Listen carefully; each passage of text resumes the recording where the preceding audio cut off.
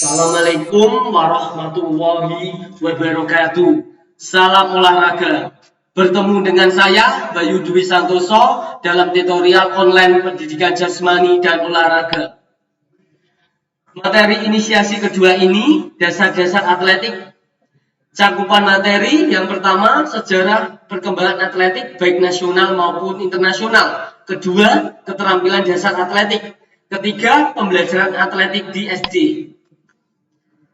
Setelah mempelajari inisiasi kedua ini, Anda diharapkan secara komprehensif menjelaskan tentang 1. Menjelaskan sejarah perkembangan atletik baik nasional maupun internasional.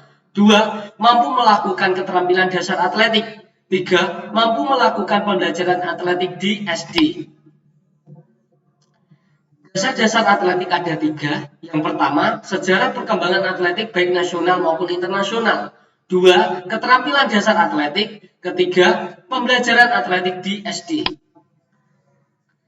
Atletik adalah event asli dari Olimpiade pertama pada tahun 776 sebelum Masehi, di mana satu-satunya event adalah perlombaan lari atau state atletik berasal dari bahasa Yunani yaitu athlon, yang memiliki makna pertandingan atau perlombaan. Beberapa negara yang menggunakan istilah atletik adalah Inggris, Jerman, dan Perancis. Setelah atletik di Indonesia memiliki makna sebagai cabang olahraga yang meliputi jalan, lari, lompat, dan lempar.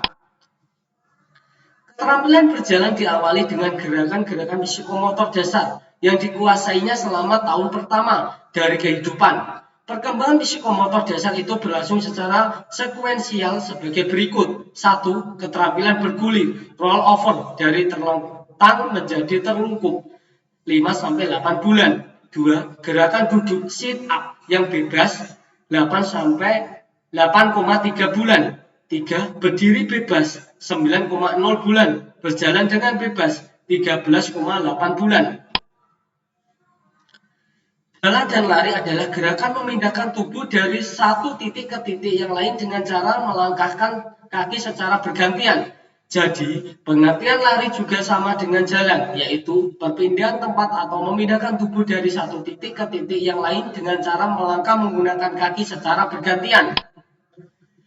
Pada tataran aplikasi, keterampilan berjalan diawali dengan gerakan psikomotor dasar yang dikuasainya selama tahun pertama dari kehidupan. Perkembangan psikomotorik dasar itu berlangsung secara sekuensial sebagai berikut. 1. Keterampilan bergulir, roll over, dari terlentang menjadi terlungkup 5-8 bulan. 2. Gerakan duduk sit up yang bebas 8,3 bulan. 3. Berdiri bebas 9,0 bulan. Berjalan dengan bebas 13,8 bulan. Jalan merupakan gerakan berpindah tempat atau memindahkan tubuh dari satu titik ke titik yang lain dengan cara melangkah menggunakan kaki secara bergantian. Lompat merupakan salah satu keterampilan pokok yang memiliki 4 nomor, yaitu lompat jauh, lompat tinggi, lompat jangkit, dan lompat galah. Melompat dan meloncat merupakan gerakan badan melayang di udara dengan menggunakan tumpuan satu kaki ataupun dua kaki. Menurut Supriyanto tahun 2007 halaman 79, Bagia mengemukakan pendapatnya bahwa nomor lompat termasuk dalam jenis keterampilan asiklis motion. Perbedaan yang mencolok di semua nomor lompat adalah fase melayang di udara atau flight fase. Hal tersebut yang membedakan satu gaya atau style dengan gaya lain. Tujuan jenis lompatan horizontal adalah memindahkan jarak horizontal titik berat badan pelompat sejauh mungkin. Termasuk dalam jenis lompatan horizontal adalah lompat jauh dan lompat jangkit. Pada jenis lompatan horizontal, jarak lompatan ditentukan 3 faktor, yaitu 1. Jarak horizontal antara tumpuan kaki tolak dengan letak titik berat badan. 2. Jarak titik berat badan atlet selama fase melayang. 3. Jarak horizontal titik berat badan atlet dengan tumit ketika kontak pertama saat pendaratan.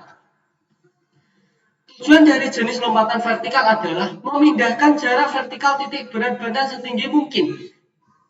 Jenis lompatan vertikal termasuk ke dalam kategori nomor lompat. tinggi dan lompat tinggi gala. Sedangkan pada lompat jenis vertikal, jarak ketinggian lompatan ditentukan faktor 1. Ketinggian letak titik berat badan atlet saat tolakan. 2. Ketinggian perpindahan titik berat setelah menolak. 3. Perbedaan ketinggian maksimum titik berat badan saat melewati mistar. Lompat jauh merupakan suatu gerakan melompat yang menggunakan tumpuan pada satu kaki untuk mencapai jarak sejauh-jauhnya. Sasaran dan tujuan lompat jauh adalah untuk mencapai jarak lompatan sejauh mungkin ke sebuah titik pendaratan atau bak lompat. Mempunyai 4 fase gerakan yaitu awalan, tolakan, melayang, dan mendarat. Lompat jangkit yang disebut juga lompat 3 adalah nomor lompat yang melibatkan 3 gerakan yang dilakukan secara berurutan dan menjadi satu kesatuan. Ketiga gerakan tersebut yaitu jingkat atau hop, langkah atau step, dan lompat atau jump. Lompat tinggi bertujuan untuk melompat melewati mistar yang tinggi-tingginya. Lempar lembing bertujuan melempar lembing sejauh-jauhnya. Pada lempar lembing terdapat 3 bagian lembing yang disebut mata lembing, badan lembing, dan titik pusat gravitasi lembing. Panjang lembing yang digunakan untuk putra dan putri berbeda. Panjang lembing untuk putra adalah 2,6 sampai 2,7 meter. Sedangkan panjang lembing untuk putri adalah 2,2 sampai 2,3 meter. Terdapat 3 cara memegang lembing, yaitu 1. Cara Amerika, 2. Cara Finlandia, 3. Cara menjepit. Lempar cakram adalah diskus throw adalah salah satu bagian dari cabang atletik nomor lempar. Lempar cakram bertujuan melempar benda berbentuk bulat, pipih, atau cakram sejauh-jauhnya menggunakan teknik lempar cakram yang benar. Teknik lempar cakram terdiri dari 3 bagian yaitu 1. Awalan, 2. Gerakan lempar, 3. Sikap dan gerakan akhir lempar cakram. Daftar pustaka, petunjuk menggunakan media sosial. Terima kasih. Wassalamualaikum warahmatullahi wabarakatuh.